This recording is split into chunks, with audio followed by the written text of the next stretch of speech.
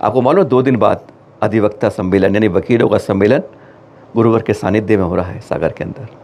बस उसी के उत्सुकता में कुछ दिन पहले अमित जैन जी जो इंदौर हाई कोर्ट में वकील हैं, उन्होंने जिज्ञासा पूछ लिया अपनी जिज्ञासा को शांत करने के लिए कि गुरुवर जिस तरीके से हर मंदिर की कमेटी में कई आगे केस की दिक्कत आती है, वकील आते हैं, उनको क्यों नहीं एक उनके कार्यक्रम में वकील की परमानेंट स्थायी पोस्ट हो। तो आचार्य गुरुवर ने बता दिया सुधासागर जी ने कि नहीं, और उन्होंने कई कारण दिए, कई अनुभव दिए, लेकिन वह बात कुछ और वकीलों को नहीं जची।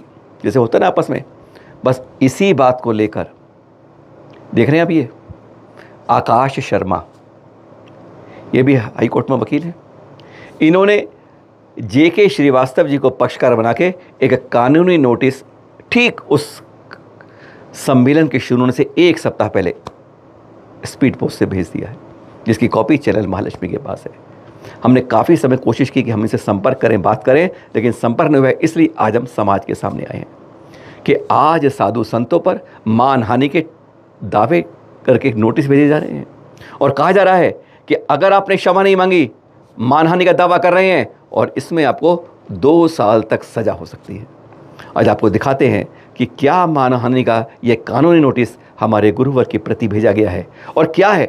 एक साधु संन्यास चाहते हैं कि समाज में शांति रहे, एकता रहे, सौहार्द रहे, इसलिए वह अपने बारे में अपने अनुसार निर्णय देते हैं। पर वह कहते हैं कि आपने हमारी नाक पर, हमारी दिमाग पर, हमारे समाज पर, हमारे वकीलों के परिवार पर चोट करी है, मानहानि का इसलिए मुकदमा कानूनी नोटिस आपको भेजा गया है। आपको इसकी दिखाते हैं पूरा एक्सरे के साथ। तो यही है वह कानूनी नोटिस जो आकाश शर्मा ने अपने हमारे गुरुवर जिनको भेजा गया है, और नाम लिखा है उसमें उनके गृहस्थ का नाम जय कुमार जैन उर्फ श्री सुधासागर महाराज, भागवत तीर्थक्षेत्र सागर के अंदर यह उन्हें नोटिस भेजा गया है। और इसमें उन्होंने पक्ष बनाया है जेके श्रीवास्तव को, और उसमें पहले पन्ने पर उन्होंने उस रिकॉर्डिंग को पूरा रूपांतरित किया है कि उस समय अमित जैन ने जब बोलना शुरू किया क्या बोला और फिर गुरुवर ने उसका क्या जवाब दिया। पहले इस 5 पेज की शिकायत के अंदर उसी के बारे में लिखा गया है और उसके बाद उन्होंने तीसरे अंग से अपने बारे में टिप्पणियां दी हैं। इस कानूनी नोटिस के बारे में आप देख रहे हैं, जो मेन पॉइंट है वो आपको सामने दिखा रहे हैं स्क्रीन पर। उसके बाद उन्होंने जो सबसे पहले लिखा है, उन्होंने क्या लिखा है, आप महोदय के द्वारा सार्वजनिक मंच से कहा गया है कि जिस कमेटी में वकील होता है वो वकील झगड़ते ही रहते हैं, क्योंकि वकील कभी काम करने नहीं देता।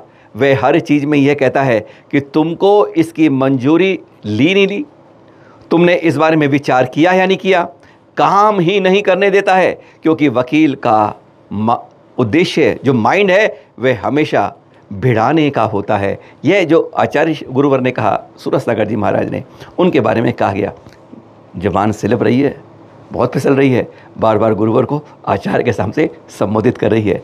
भविष्य के बारे में कुछ नहीं कर सकते, पर हाँ, हम तो शिकायत के बारे में बात कर रहे हैं।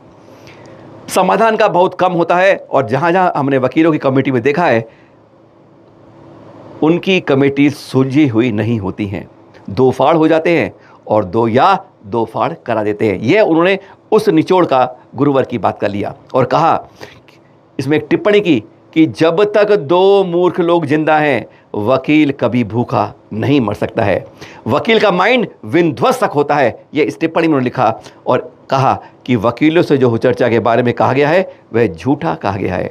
यह शिकायत के दूसरे पन्ने पर उन्होंने नोटिस में स्पष्ट लिखा है। आपको 4था क्रमांक दिखा रहे हैं, पर उससे पहले आपको बता दें 2 लाइन जिन्होंने लिखी हैं, दिखाने जब बता देते हैं आपको। तीसरे पॉइंट में उन्होंने लिखा है कि महोदय, कई संत भी व्यभिचार के मामले में रंगे हाथों पकड़ाए हैं, फिर भी वकील समाज अथवा साधारण व्यक्ति भी सभी संतों का व्यभिचारी नहीं मानता है। किंतु आप महोदय के द्वारा वकालत का पेशा करने वाले वकीलों के संदर्भ में कही गई सारी बातें वकील समाज के लिए मान हानि का कारक है। और फिर उन्होंने ये पॉइंट देख रहे हैं, ये 4थे पॉइंट को उन्होंने स्पष्ट रूप से कहा है कि महोदय, वकील समाज के समाज में जो आपने एक टिप्पणी की है वह मान हानि का कारक है। और उसमें अब बिंदु लिखा है, आप महोदय अत्यंत बुद्धिमान हैं, बहुत अच्छे प्रवचन देते हैं और यह समझते हैं कि आपके प्रवचन से समाज का कल्याण हो रहा है, किंतु ऐसा एक भी उदाहरण नहीं है कि आप महोदय के द्वारा किसी एक पति पत्नी का वैवाहिक विवाद आपने प्रवचन के द्वारा सुलझाया हो, या भाई बहन या सबका संपत्ति का विवाद आपने प्रवचनों से सुलझाया हो, यह उन्होंने इस बात कह दी है। किंतु वकील समाज द्वारा बड़े स्तर पर पारिवारिक विवाद, संपत्तिक विवाद या बिन्नी के सरकार का ढोल पीटे नियमित रूप से वकील अपना काम करते आए हैं, यह उन्होंने अपने चौथे क्रमांक में लिखा है। और फिर 5वें में उन्होंने और भयानक आरोप जड़ दिए हैं। इसके अंदर उन्होंने गुरुवर को ही आरोपित बनाने का एक कारण बना दिया है। सोच सकते हैं आप कि हम वकील के अंदर जब उतरते हैं तो कहाँ तक पहुँचे जाते हैं। आप महोदय के द्वारा ललितपुर के, सुन लीजिए ध्यान से, ललितपुर के एक काला बाजारी करने वाले का सागर में सार्वजनिक मंच पर स्वागत सत्कार किया गया, सम्मान किया गया, जबकि वह व्यक्ति चावल की कालाबाजारी में जेल गया था और जेल से छूटकर आपके सार्वजनिक कार्यक्रम में शामिल हुआ था। चावल की कालाबाजारी करने वाले व्यक्ति से आपके संबंध हैं, ऐसे तक आरोप लगा देते हैं, जबकि राग किसी से कोई संत नहीं करते हैं। आपने जब वह जेल से छूटा था, उसकी जेल से जाने से हुई मानहानि को दबाने के लिए जेल से छूटते ही सार्वजनिक मंच पर स्वागत सत्कार किया गया। कमेटियां करती हैं, संत कभी नहीं करते हैं, जबकि जिससे समाज में हुई उसकी धूमिल छवि को पुनः चमकाया जा सके। जबकि उक्त व्यक्ति पूर्व में भी कालाबाजारी के मामले में जेल जा चुका है और एक आरोप गुरुवर के प्रति उन्होंने मढ़ दिया। कमेटियां करें भरे मुनिवर, दिवाली पूजन के कैलेंडर के बारे में आपको बताया था। 6ठे क्रमांक में उन्होंने लिखा कि आपने हमारे प्रति अपमानजनक टिप्पणियां की हैं वकील समाज के प्रति।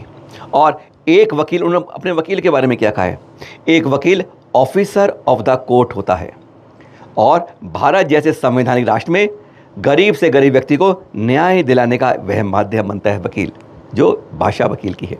लेकिन 7वें में उन्होंने फिर एक जो गुरुवर ने कहा उसको उन्होंने रूपांतरित करके अपने रूप में एक मानहानि का दावा कर लिया। आपने कहा कि वकील माइंड विध्वंसक वाला होता है। भारतवर्ष के इतिहास में स्वतंत्रता की लड़ाई को छोड़कर वकील समाज द्वारा देश में कभी भी कोई विध्वंसकारी कार्य किया हो, ऐसा कोई उदाहरण ज्ञात नहीं होता है। किंतु ऐसे अनेक उदाहरण उन्होंने कहा, किंतु जिसमें संत समाज द्वारा समाज के दो फाड़ किए जाते हैं। एक संत दूसरे संत के विरुद्ध असत्य और अनर्गल आरोप लगाने के लिए, अपने से उज्ज्वल छवि को संत की छवि भूमि करने के लिए अर्थतंत्र से प्रायोजित कार्य करता है। क्या यह हम जो आरोप लगा रहे हैं, क्या यह मानहानि का कारण नहीं बनता है? उसी के अंदर उन्होंने फिर एक पॉइंट जो आपको दिखा नहीं रहे हैं, उसमें उन्होंने तक यह भी लिख दिया कि आप महोदय द्वारा कहा गया कि वकील के पास जो केस होता है वह उसे जिताने का प्रयास करता है, उसका सत असत से कोई मतलब नहीं होता। आज कोई वकील सत असत को नहीं खोज सकता। और इनका ये कहना है, महोदय आप इतने बुद्धिमान व संत प्रवृत्ति के हैं, किसी विवाद को सुनकर आप महोदय भी अपनी दिव्य शक्तियों से भी सत असत का ज्ञान नहीं कर सकते हैं। यह गुरुवर के ऊपर आरोप लगाया है, संतों के ऊपर यह कहा गया है। किसी व्यक्ति के प्रति उन्होंने कहा कि चावल की ब्लैकमेलिंग करने वाले व्यक्ति का स्वागत आप महोदय द्वारा ललितपुर में किसी सार्वजनिक मंच से नहीं किया जाता, अगर आप सत और असत का भेद कर पाते।